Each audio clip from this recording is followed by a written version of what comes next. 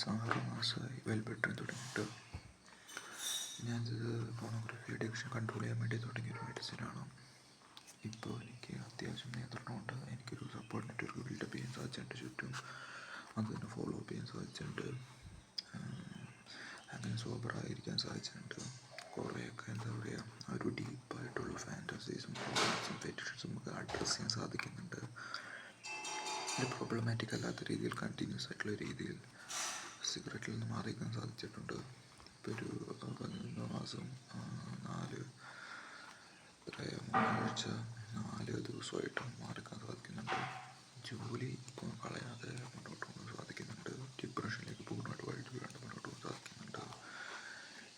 ആകത്തുക എന്ന് പറയുന്നത് എല്ലാം വർക്കൗട്ട് ആവുന്നുണ്ട്, വിചാരിച്ചതല്ല. അതുകൊണ്ട് മെഡിസിൻ കണ്ടിന്യൂ ചെയ്യണമെന്നുള്ളത് തന്നെയാണ്. 6 മാസം നമ്മളൊരു ടെസ്റ്റിംഗ് പീരീഡായിരുന്നു. കുറച്ച് സാമ്പത്തികമായ ഞെരുക്കം നേരിട്ടുണ്ടെങ്കിലും മെഡിസിൻ നിർത്താൻ